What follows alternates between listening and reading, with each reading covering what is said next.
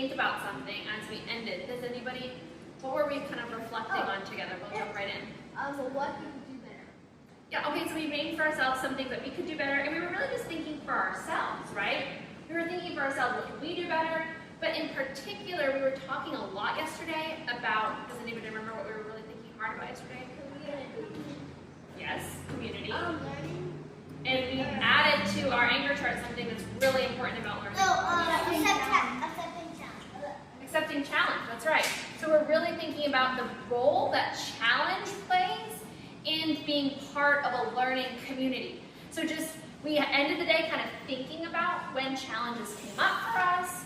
We started thinking about, well, how did that feel, and all the different ways that we can be challenged.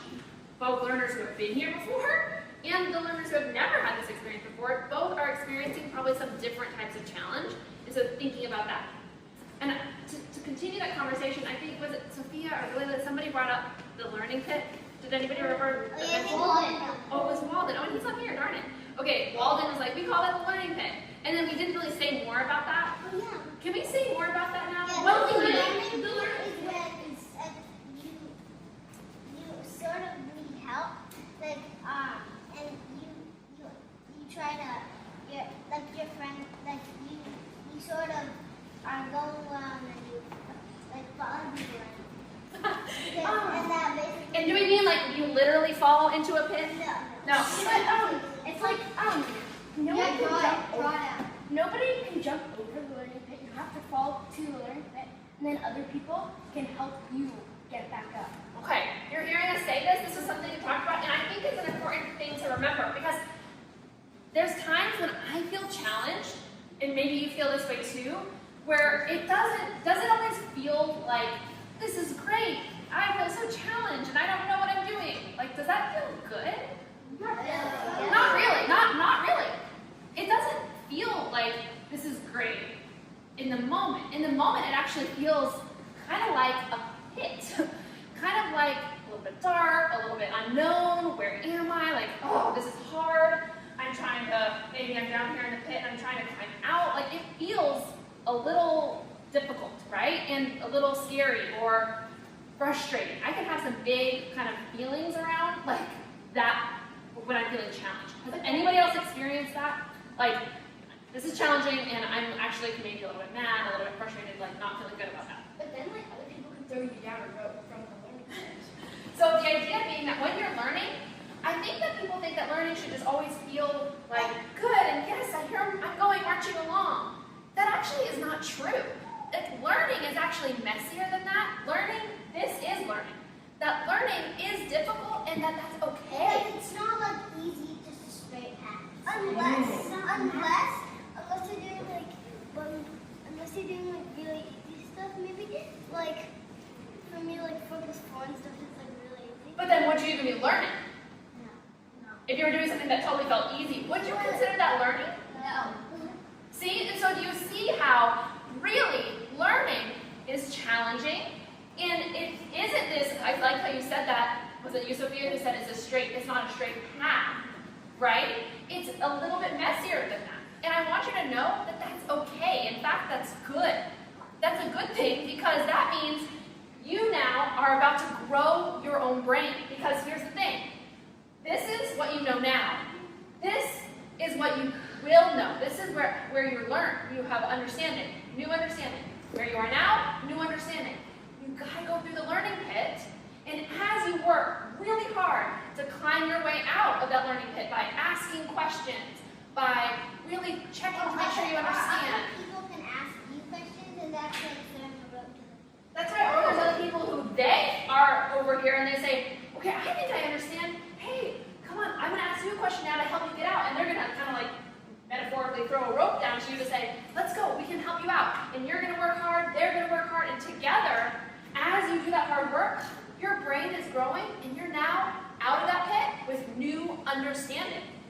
So it's not a bad thing to have those kind of like, oh, this is hard feelings. That's actually a good thing.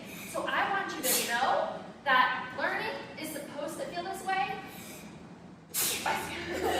And if you've experienced that so far, then just notice it. Notice it today when this comes up and